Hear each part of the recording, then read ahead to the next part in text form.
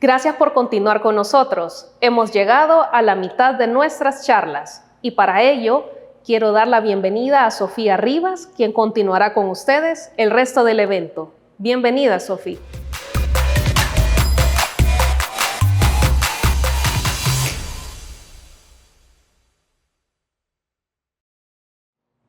Gracias por continuar en el Aplaudo Developers Conference 2024, Unlocking the Future. Hola, soy Sofía Rivas, People Relations Lead, y los estaré acompañando hasta el final del evento. Ahora les presentaré a los ponentes de la siguiente charla. Jorge Villegas es Software Testing Quality, profesional de la calidad en pruebas de software, con más de 11 años de experiencia.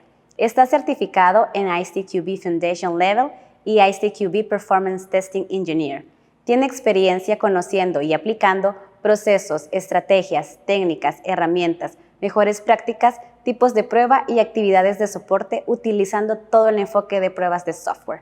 Lo acompaña Melvin González, quien es Software Testing Quality, profesional de la calidad en pruebas de software con más de 11 años de experiencia.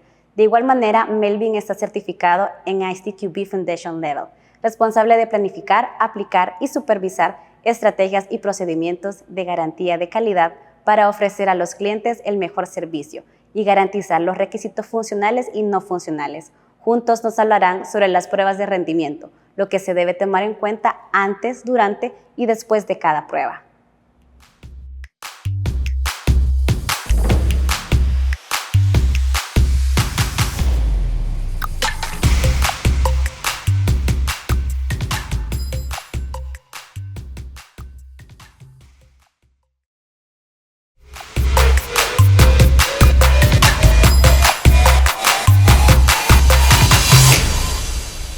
Hola, ¿qué tal? Bienvenidos al ADC versión 2024, Unlocking the Future. Mi nombre es Melvin Vázquez. Actualmente tengo el rol de Quality Architect Engineer aquí en Aplaudo.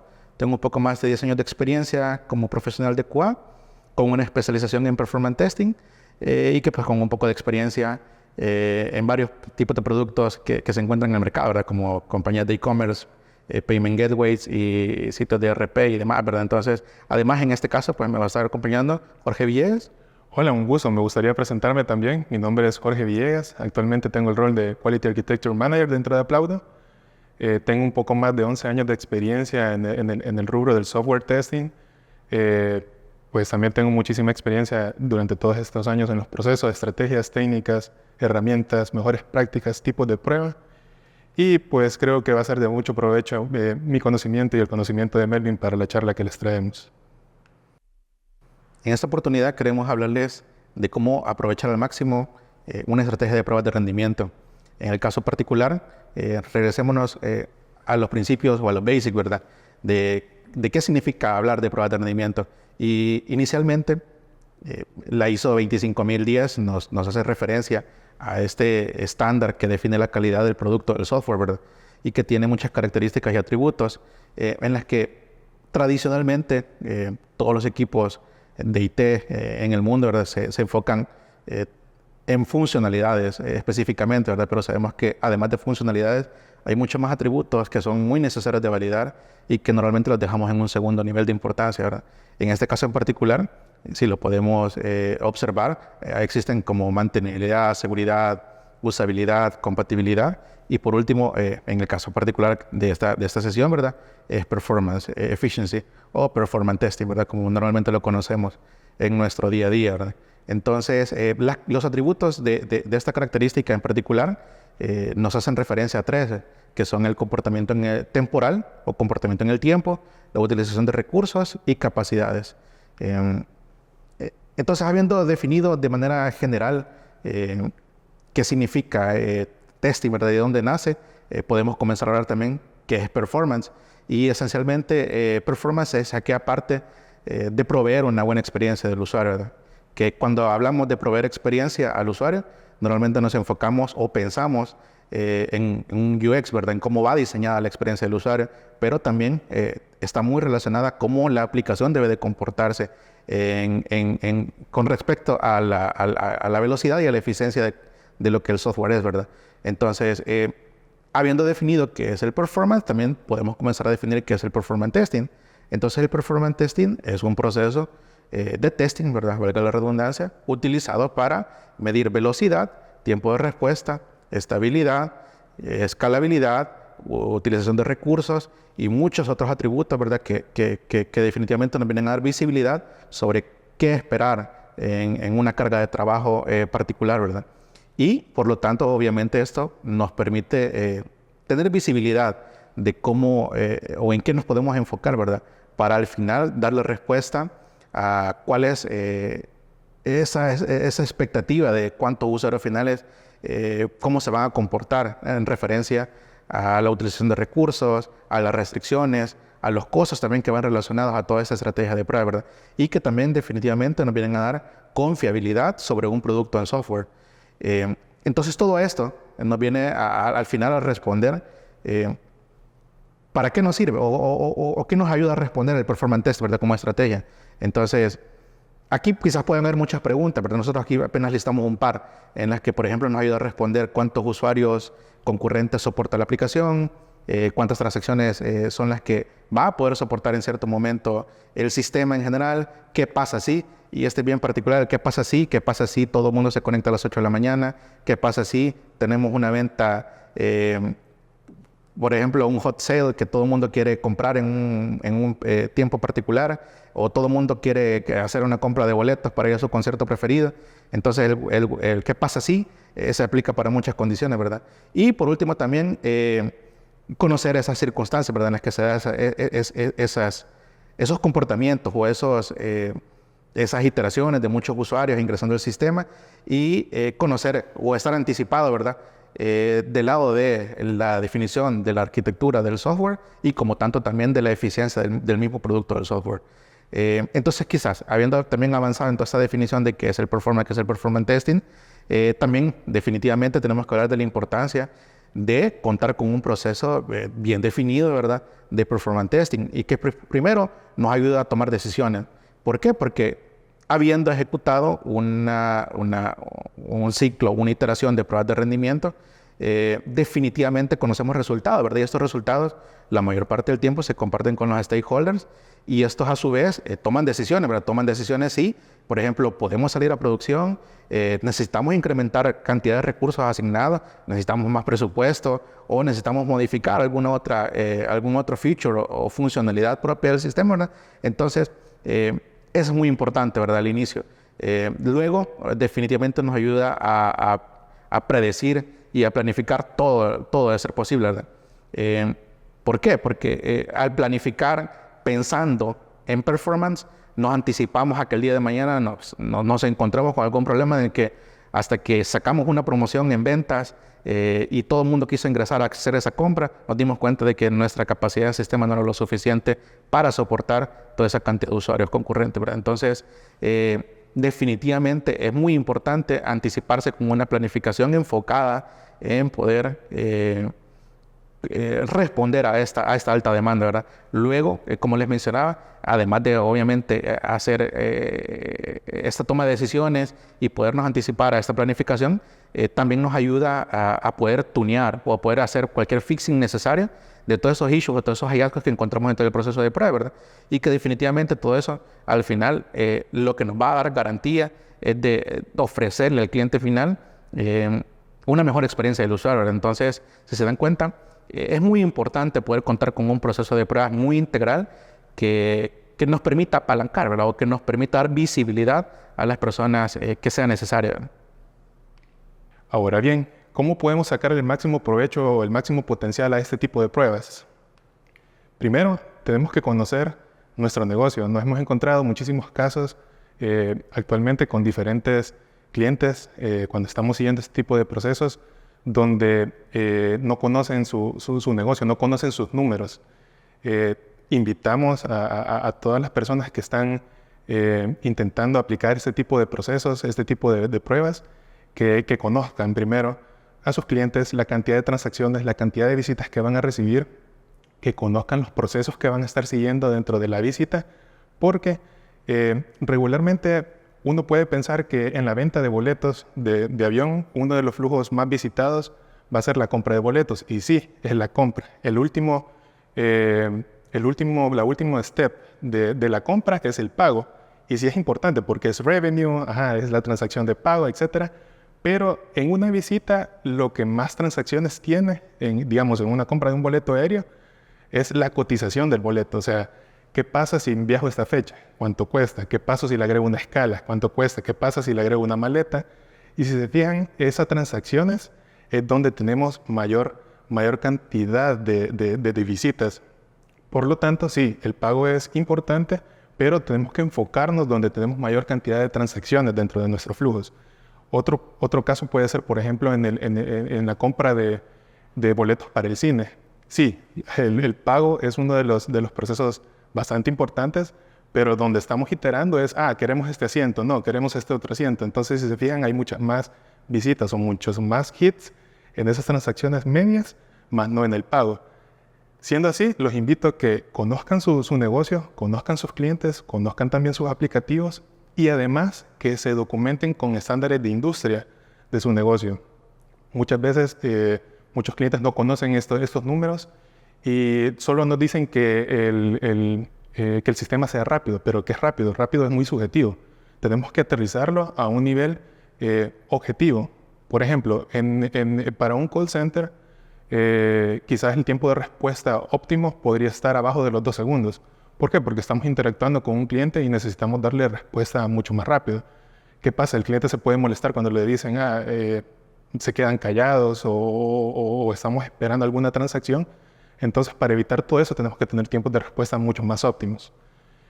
No así, por ejemplo, para generar un reporte de finanzas. Un reporte de finanzas sabemos que va a ir a leer millones de registros a la base de datos y sabemos que no va a responder en 2 segundos.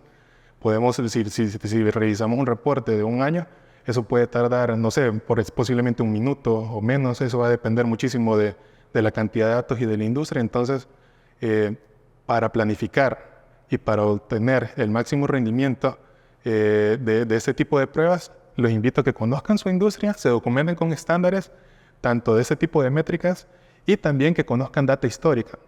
Ok, muchas veces no conocemos esos estándares de industria porque quizás son industrias muy particulares, pero con data histórica podemos ir a conocer, por ejemplo, si voy a implementar una nueva aplicación, posiblemente para una financiera, me puedo ir a documentar de cuáles son los flujos más utilizados para ese tipo de aplicativos, me puedo ir a documentar cuáles son los días en que más se utilizan. Por ejemplo, para un banco, para una financiera, puede ser los 15 o las fechas de pago donde cualquiera quiere entrar a realizar sus pagos, a conocer sus saldos, a pagar tarjetas, a pagar sus préstamos, etc.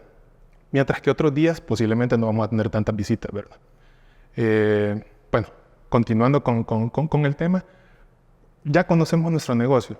Ahora, cuando ya tenemos nuestros números, ya los hemos aterrizado, tenemos que planificar. Y lo ideal es empezar a planificar desde el inicio, desde la concepción de la idea. Si yo planifico con base al performance que necesito desde la concepción de la idea, eso es mucho menos costoso que empezar a invertir budget al final del proceso. Corregir cosas al final del proceso siempre es mucho más costoso. En cambio, si yo empiezo a construir mi arquitectura conociendo lo que voy a empezar a implementar en mi solución, todos estos temas de rendimiento pues, se pueden ir previendo y al final vamos a tener un proceso mucho más smooth. No va a ser tan complejo al final y como les digo, pues también les puede ayudar a ahorrar muchísimos costos, a bajar el budget y a tener un óptimo desempeño. Ok, definitivamente todo lo que nos acaban de comentar nos da mucha visibilidad, ¿verdad? De que es súper importante arrancar con una buena estrategia de pruebas, pero también continuándolo, es súper importante, ¿verdad? Y aquí traemos, por ejemplo, esta pequeña representación de un performance testing y cómo hacer un recorrido por los diferentes tipos de pruebas, ¿verdad? Pero si se dan cuenta, el recorrido puede ser a veces pasar por un lugar o pasar por todo, ¿verdad? Y esto va a depender de las características o las cualidades en específico que se buscan validar, ya sea en esos requerimientos de rendimiento o en esos atributos que necesitamos considerar, ¿verdad? Que necesita nuestro sistema.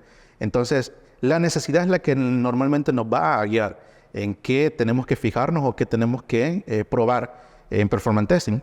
Entonces, en este caso en particular, traemos una representación del performance testing siguiendo un camino de un load testing, un stress testing, un scalability testing, un SPI testing, un endurance testing y un capacity testing. ¿Se dan cuenta? Todos estos son tipos de pruebas.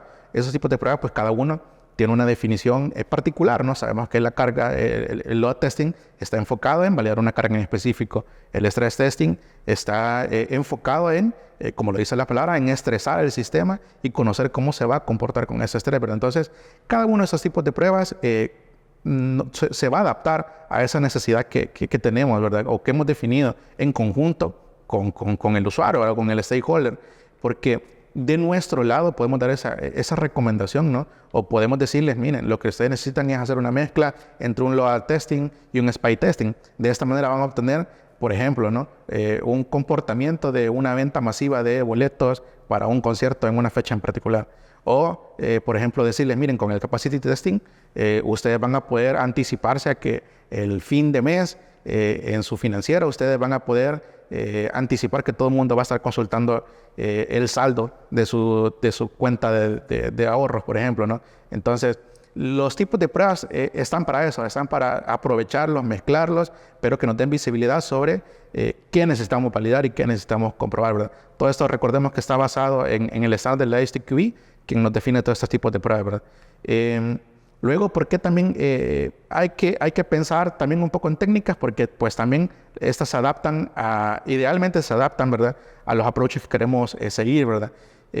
Como lo mencionábamos anteriormente en esta presentación, hay como diferentes enfoques, ¿verdad?, que podemos aprovechar para sacarle al máximo el rendimiento a nuestras pruebas, ¿verdad? Entonces, enfoquémonos en dos tipos de técnicas, ¿verdad? Las estáticas y las dinámicas.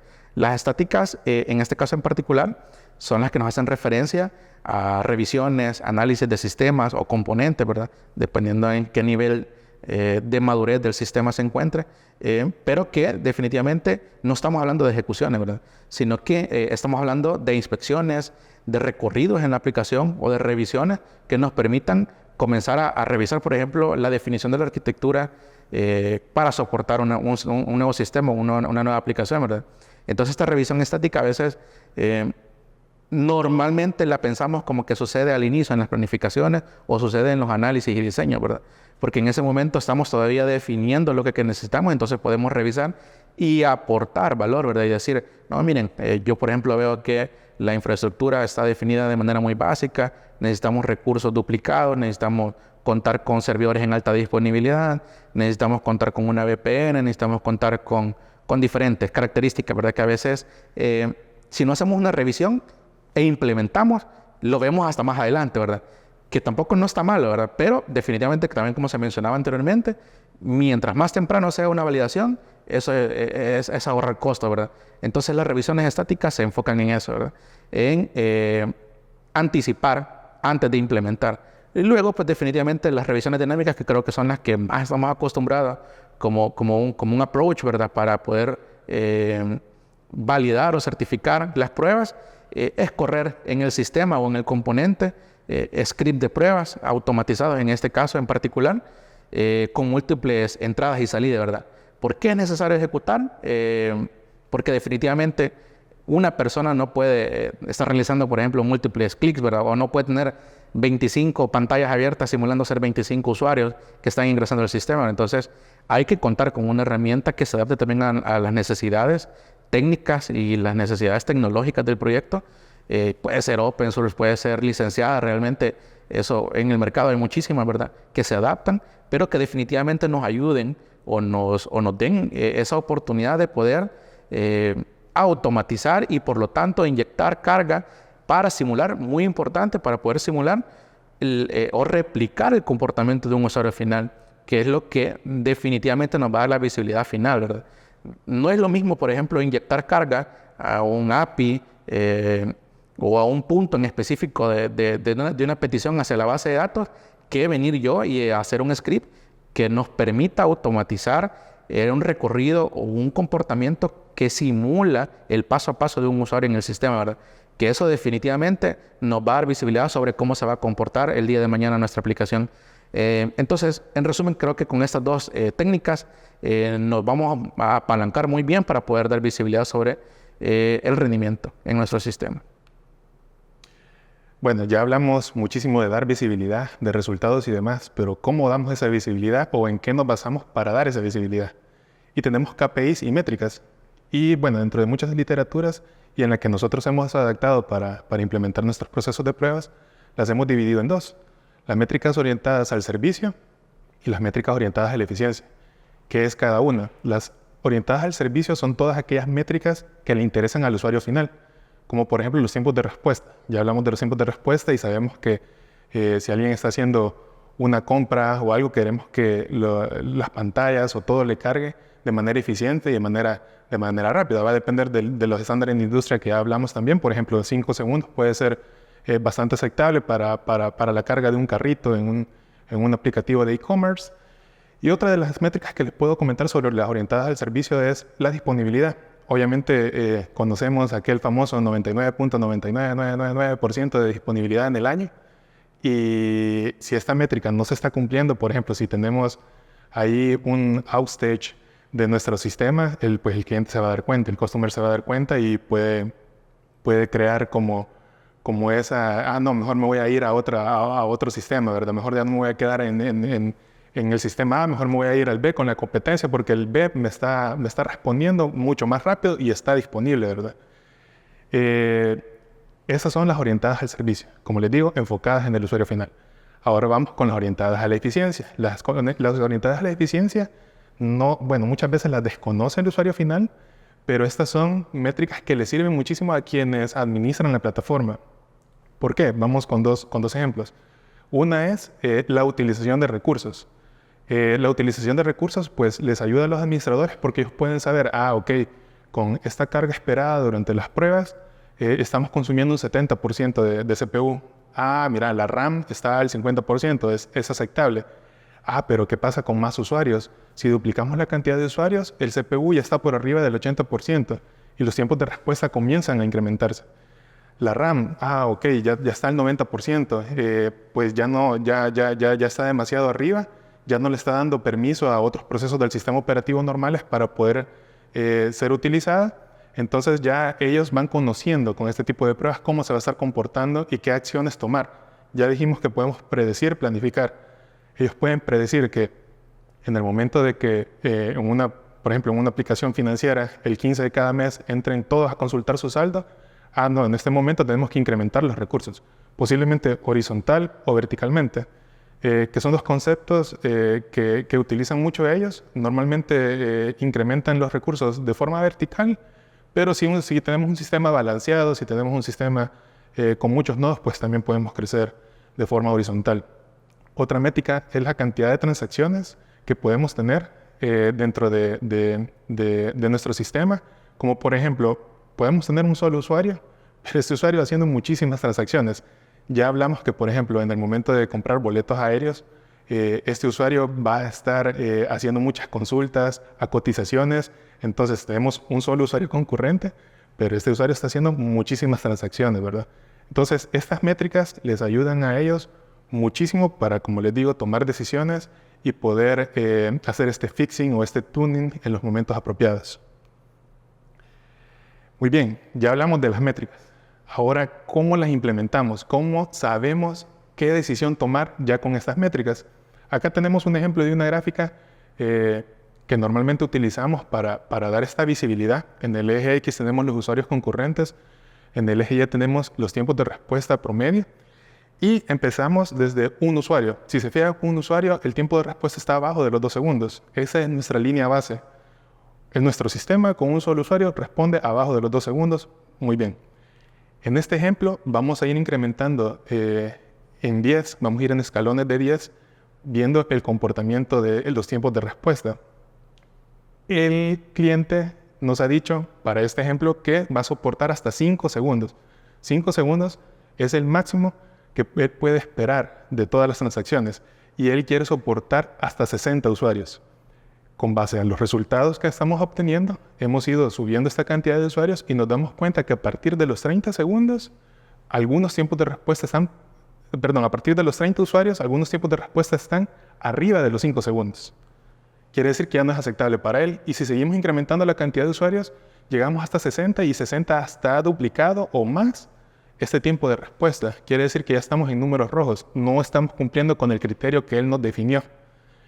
Si yo tomara una decisión y fuera el cliente, yo dijera, no, tenemos que ver algún tuning, algún fixing que tenemos que aplicar para poder reducir los tiempos de respuesta de los 60 usuarios que voy a estar esperando en simultáneo. Continuando con más ejemplos, pues ya vimos el ejemplo de una métrica orientada al servicio. Estas son orientadas a la eficiencia, que era lo que les comentaba, que se enfoca en la utilización de recursos. Para la misma prueba, para el mismo ejemplo que tenemos anteriormente, donde superamos los tiempos de respuesta, tenemos estas gráficas que son el consumo de CPU y el consumo de RAM para la misma cantidad de usuarios. En el eje X siempre tenemos los usuarios concurrentes y en el eje Y pues tenemos los consumos. Si se fijan, en ninguna de las iteraciones hasta 60 usuarios, el tiempo de consumo de CPU pues superó el 80%. ¿Por qué el 80%? Ese es un estándar que se utiliza donde se debe de dejar un 20% de recursos para el sistema operativo, mientras que el resto puede quedar para nuestro aplicativo. ¿Por qué? Porque los sistemas operativos pues corren que antivirus, que procesos internos, etcétera, actualizaciones y demás. Por eso hay que dejarle un cierto porcentaje para que nuestro sistema no se vuelva lento. Entonces, a nivel de CPU estamos bien. Y de RAM, como lo vemos abajo, también estamos bien. En ningún momento superamos el 80% de la utilización de RAM. Quiere decir que en nuestras métricas orientadas a la eficiencia, damos el visto bueno. Basándonos en el ejemplo A de las métricas orientadas al servicio y las métricas orientadas a la eficiencia, podemos dar la conclusión de que tenemos que optimizar a nivel de la aplicación. Posiblemente alguna configuración a nivel de base de datos, posiblemente hay que ahí hacerle algún tuning a un tema de sesiones, quizás alguna query está bastante pesada y se puede ir optimizando. Entonces aquí sabemos que no es por tema de recursos, sino que es más por tema de lógica.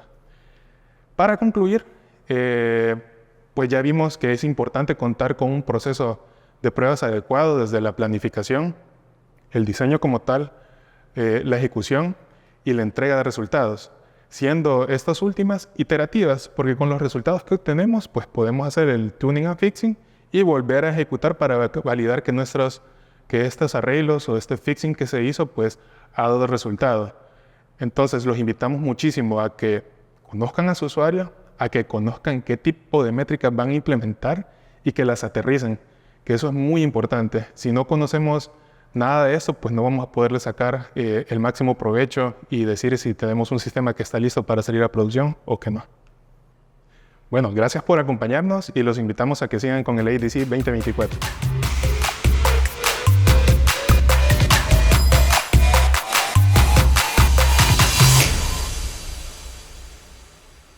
Gracias Jorge y Melvin por sus ponencias y por los tips para superar las expectativas de los usuarios. Recuerden quedarse hasta el final del evento para participar en la rifa de 3 membresías de Pluralsight. Recuerden cumplir con los siguientes requisitos.